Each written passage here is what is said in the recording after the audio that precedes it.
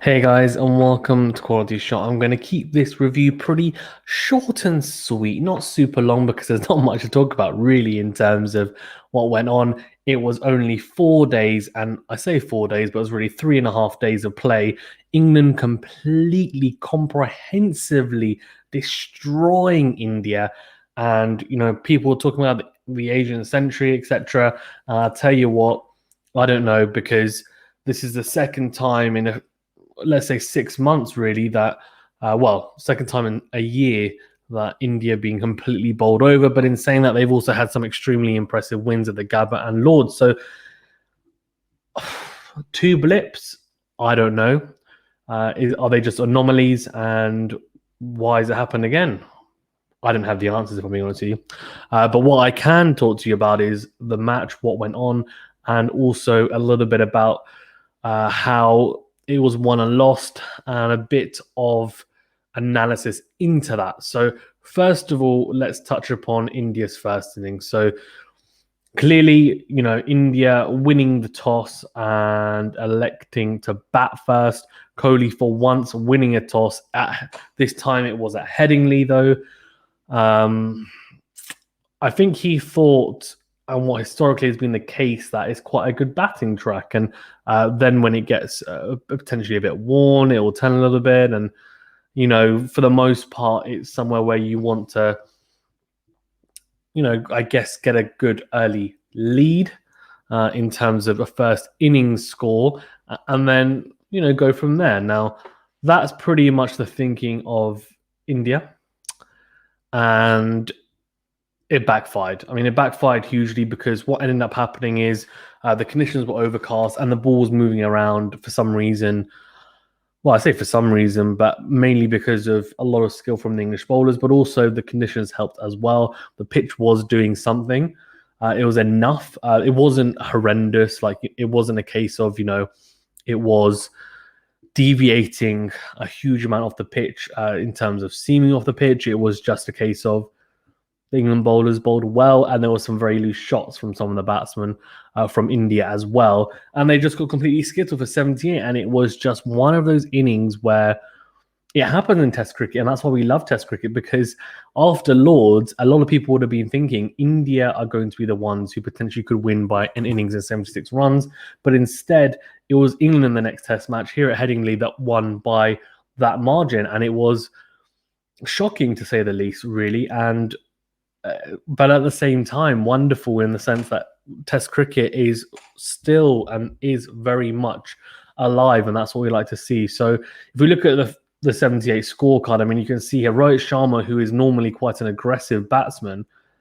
I mean, this shows how much they were struggling to really not just score, but be comfortable. I mean, 19 off 105 balls, I mean, the whole innings, right? Let's look at the whole innings. In terms of boundaries, we're talking about 6 boundaries in the whole innings from the Indian team, right? And only 2 people getting into double digits, extras being the third highest scorer. And normally when extras are the third highest scorer, it's like, oh my gosh, that is a shocker, right, from the bowling side. This time it wasn't. It's just because the score was so low. Now, look, I'm going to be honest with you. There's not a huge amount to dissect and analyze in terms of technique, or this is why they weren't batting well, etc. I can touch upon a few bits, but for the most part, if I'm being honest with you, it was a mixture of some very good bowling from Anderson, Robinson, Overton as well was extremely impressive as well. It has to be said. Coming in, of course, because Mark Wood was injured, I had my doubts about him. I have to be honest with you. I thought I would have preferred Saika Mahmood. I'm a big fan of his. But Overton in these conditions, when it's overcast in the UK, similar to Wokes, who, to be fair, is a bit, I would assume, is a bit more effective than Overton outside of the UK, but is very much aided by the UK conditions. It's the same, and it's similar for Overton in the sense that he puts it on a fantastic line length for the most part, gets the ball to nibble around off the seam. He's quick enough that he can trouble the batsman in terms of, they can't take the mick and come down the ground, or, really bully him around because he's not quick enough. And that has happened at times with Sam Curran because he's a couple of yards slower than Overton, and also he's shorter. So it means that he's skiddier and he doesn't get that extra bounce that someone like an Overton will get, which is the advantage that Craig Overton possesses. And he was impressive for sure. I mean, you can see here Butler taking 1, 2, 3, 4, 5 catches, right? And 3 from Anderson, 2 from Robinson. Some of them extremely loose shots. Virat Kohli got out to an extremely loose shot. I mean, it's one which he could have left. He was clearly trying to get bat on ball, and that, I have to be honest with you, it was the shot of someone out of form, and that's exactly what it was. Anderson just sucked him into it, really. Bowling tight to the stumps and then just one slightly on that kind of fifth stump line, fourth to fifth stump line, and Virat Kohli just hanging his belt out there, really, and nicking behind.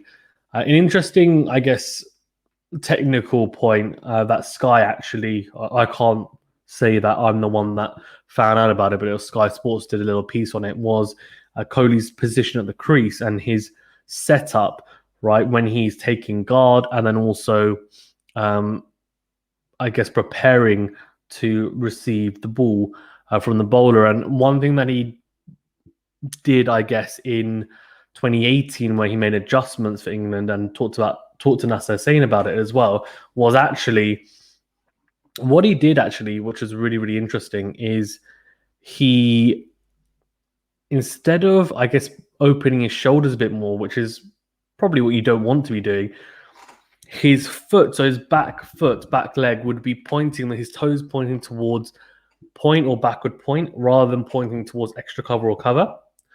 And what that meant as well is that his right shoulder wasn't coming round when he was playing shots. So he wasn't being open. He was a lot more side on, I guess, if you want to say, and a lot more kind of straight lines, the kind of traditional batting stance that you might see, and backlift as well, pointing, I think, less towards third man and more towards a slip cord. And so that was an interesting point, and it's something actually that I can relate to, because as a batsman, I've got a bit more of an open stance, and I do find that when I'm not playing well, it's actually because my right shoulder's coming through too much, and I am turning too much, and my backlift as well is not in the right position, and it's about trying to get myself into good habits and get out of any bad habits. Obviously, I'm not a Virat Kohli, so I can't say that it's exactly the same thing, and that's not. I'm assuming that's not the only reason why he hasn't been getting runs, but it was a very interesting point, which seems to be a logical explanation as to why he hasn't been getting runs. It looks like he's gone back into some bad habits that he had. I guess not playing in England for a few years, and I guess he's searching for runs as well. He hasn't had the most prolific time of it lately in Test cricket without a century in all formats. But I mean, Test cricket is the best opportunity to score a century. So I just think that it was a case of, look, technique-wise, just not quite there. I don't want to go on too much about that, though, because the rest of them, let's be honest, pretty loose shots. Anderson bowling some good seeds, as always. And Robinson, of course, has been extremely impressive in his debut. But anyway, 78 all out. You can see the stats. I look at that. I mean, 0.75 economy for Anderson. Ollie Robinson, very economical as well. Sam Curran got picked up a couple. And Overton, really, really good as well. Moeen Ali only bowled 2 overs, but got a little bit of turn when he did bowl those couple of overs. Now, this is what obviously is where we look at it and we say 432 all out. That sounds crazy, right? And it does, because we don't associate an England score with, I don't know, we just don't associate England scoring anything above maybe 350 as of late, because they've had issues with the top 3. Now, what's the biggest difference here in this first innings? From England, the top 3 scored. And as soon as your top 3 score, or even if 2 out of the 3 score, it makes a huge difference. It makes such a big difference. Genuinely, it is the foundations of your innings. And what it means that you don't have to rely on people low down the order when you shouldn't be. because you can't expect them to get runs. It should be the guys in the top 5 that are stepping up, getting runs. And everyone did. Bairstow got 29, which is a lower score. But apart from that, everyone else got a 50 or 100 in that top 5. And that was extremely impressive from an England side, which, let's be honest, has been struggling at the top of the order. Obviously, they dropped Dom Sibley controversially, I would say, to be fair. Zach Crawley got dropped as well. That wasn't as much, if I'm being honest with you, personally, I didn't think that was as controversial because I think he'll be back. And Sibley's also young as well. But I just think with Crawley, his form domestically in red ball is maybe not as good as Sibley. So less time on the clock for me. And in terms of runs scored recently. But look, they brought in Dawid Malan, which again, there's quite a lot of criticism on that because he, for some reason, seems to be a divisive character in the dressing room, which I didn't know, to be fair. But not just that, obviously, he's older. He hasn't played Test cricket for a few years. And it was, why are we going back to the same old, same old? Well, I guess exactly like they have done with Bairstow. And then you got Joe Root, who is just in phenomenal form. And let's be honest, we don't need to talk about him too much because it's just unreal. Unreal banana peel. Joe Root is just incredible right now. And this is his golden year. Is he going to break the record for the most number of test runs in a year, breaking Mohammad Yusuf's record? He very much could do. He's already played as many matches as Mohammad Yusuf in that year, if not more, I think. Maybe potentially one more or the same. And that just shows how good that year was. So I think he averaged 99 or something, Mohammad Yusuf in that year, which clearly an incredible year. But each of the Fab Four, right, Kohli, Smith, Williamson, have all had incredibly impressive standout year or years in Test cricket. And Joe Root is yet to, I think, have that huge, right? Huge. Yeah. I don't know. It's just absolutely huge. Yeah, for Joe Root this year. I think it's going to be fantastic. Genuinely, I don't know. I think it's going to be great. I think this year is going to be the year of Root. And whether he breaks a record or not, I think he's still going to be a phenomenal year. And he is a phenomenal player. So only right. 121 for 165 balls, 14 fours, strike rate of 73. It was just another masterclass in how to bat. And for anyone who wants to see how to bat correctly in terms of technique-wise, he's a very fine example, to be honest with you. And Dawid Malan batted well, to be fair, 70 off 128 for him. He just struggled down the leg side, and he was impressive, to be honest with you, coming into it. Didn't expect too much from him, but he did well. And Haseeb Hameed and Rory Burns, I mean, they set the platform. It was an incredible platform, and they actually set up a first wicket partnership of 135. That is actually the highest first wicket partnership since Alistair Cook and guess who? Haseeb Hameed on his debut in 2016. So 5 years ago. 5 years ago, we're talking about seeing, first wicket stands like this. And the fact that Haseeb Hameed is prevalent he is the common factor and denominator in both those scores, those wicket partnerships, to me, means something. It means that Haseeb Hameed has the minerals to be an England opener. Yes, a slightly slower 68. I mean, he was actually batting pretty quickly at the start. He slowed down, got bogged down a little bit, tied down. Then Jadeja bowled him a fantastic delivery. To be fair, around the wicket, straightened up, took his off stump out, and it was an absolute beauty. Mohammad Shami bowled a similarly fantastic delivery, seaming into Rory Burns from around the wicket. And look, both of them batted extremely well. And it was good to see. They ran very well between the wickets. They seemed to complement each other well. And I think that is a partnership that England will persist with now for a few tests at least. I mean, I can see them having the whole series at least, right? So they've got credits in the bank now, I think, after that, for sure. Bairstow, obviously, as I said, got 29. Butler, really disappointing. Moeen Ali as well, because it was a good batting surface, to be fair. Sam Curran with 15, Craig Woodson 32. But to be honest with you, by that time, the damage had been done. And bowling-wise, I mean, Ishant Sharma had an absolutely horrific day out. 92 runs conceded, no wickets, 22 overs, economy of over 4.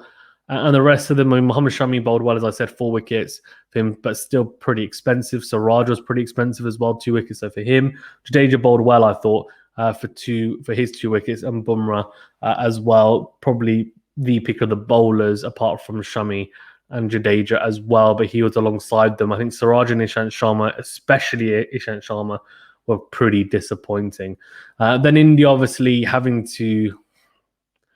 Well, I mean, look, India had to avoid an England's defeat. That was probably the goal. Look, let's force England to bat, let's build a lead. And they started off pretty well, to be fair. I mean, Rohit Sharma obviously was in, and yes, they lost KL Rahul early doors, but then Rohit Sharma and Pujara put on this very, very important and impressive partnership until Sharma ended up getting a pretty... I don't think it's unlucky. He just got a decision, LBW clipping, leg stump, and it was umpire's call. And that's just, I hate to say it, it's just the way the cookie crumbles. If it was the other way around, then the bowler would have felt aggrieved, but this time it was him. And that's just the way it is. 91 from Pujara, who looked very good, to be fair. Looked like he was back to almost his best. LBW, though, from Robinson, so no century for him. But that will definitely help his cause. And again, give him some credit to the bank, because he would... I think no score here, and potentially they can very easily drop him, and there won't be many calls to not do it. To be honest with you, so the 91 there though will definitely keep the the people criticizing him and scrutinizing him at bay for now. And the 55 from Virat Kohli, so no 100 yet still, but a good, impressive knock of 55. So that will help him, because that's his first 50 of the series, and maybe that is the trigger for 100 coming up. Let's see. 30 from Jadeja, who looked good whilst he was in, playing aggressively. Overton, though, got him. It was a nick behind, and Overton, for me, alongside Robinson, were just fantastic today. They really were in day 4. They just made it look so easy, so metronomic in their lines and lengths. 5 wickets for Ollie Robinson, 3 for Craig Overton. The economies there you can see beautiful, just around the 2.5 marks. Sam Curran, I have to be honest with you, not a test player for me. I just think he doesn't give enough for the ball, and it's not good enough to say, well, he gives some runs low down the order. That's not why he's in the team. He's in there primarily to bowl, get wickets, and swing the ball, and he just is not good enough. Virat Kohli was dismantling him. Pujara as well. Moeen Ali was disappointing in some spots, but in the end was pretty economical. Economy of 2.86 and 1 wicket from 14 overs. I would have expected him to pick up more wickets, but it did get flat at times. It was weird, because I think, at times for England and India, in the England second innings and in the England first innings and India second innings, there were times when the ball was moving around, and then it just kind of stopped. And then again, there was a spurt where it was doing a lot, and it was strange because it just wasn't consistent. But it wasn't a terrible track to bat on, let's be honest. So 278 all out, and it was a really tame end, to be honest with you, to the Test series. And India, I don't want to say they folded, but they did. They folded. That's the real crux of the matter. Joe Root bowled 6 overs and no wickets for him as well, and an extremely impressive performance from England. And as I said, they are missing. Let's talk about who would be in their first team. I mean, I think we have to be honest about it. Look, Stokes is 1, obviously. Archer another, so that's 2.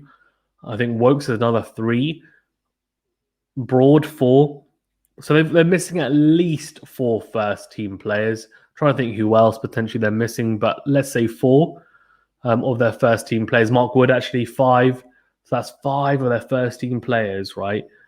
And they won this so convincingly. Now, we talk about India winning when they've not got their full strength side. Well, we have to then give credit, I think, to England as well, to be fair. They've done a fantastic job in this series. They really, really have. And it bodes well for the next Test match. They level it at 1-1 here, this Test series. There's 2 more Test matches to come. The Oval's coming up, I think, if I'm not mistaken. That is a pretty flat track. So that could be where India come back into it again. I don't think there's necessarily a huge momentum shift, because I think in Test cricket, it's just reset from the next Test match, and I think we've seen that at Lords, and we saw that at Headingley, where India just blew England away at Lords, and then at Headingley, it was like, well, that doesn't mean anything, because we're playing a different Test match in different conditions, on a different pitch, with a different team, and we are reset, and we're not going to put our heads down. We are going to go for it, all guns blazing. It's all to play for still. So an exciting series, and one that, to be fair, I'm glad is now looking like it's more in balance, because realistically, after Lords, I think a lot of people, including myself, thought this could be a very embarrassing series for England. They pulled it out of the bag, so impressive stuff from them. And I'm looking forward to the fourth Test match. Thank you very much, guys, for tuning in. I really do appreciate it. Please do remember to smash the like button and subscribe to the channel again as well. Sorry, if you haven't already. I really do appreciate it. And yeah, if you do want to join our Patreon to get some quality perks, call outs, also suggest videos as well that you'd like to have on the channel, etc. There's also there's different tiers. So one of the tiers actually as well, which is the highest one, is for joining me on a live stream or watch along, or for the sport of your choice or topic, and some bits and pieces like that as well, which are quite cool. Do check it out if you don't mind, and if it floats your boat, then get involved. Any help is greatly appreciated. If not, no problem at all. Thank you very much, guys. Speak soon. Stay safe, and I'll see you on the next video.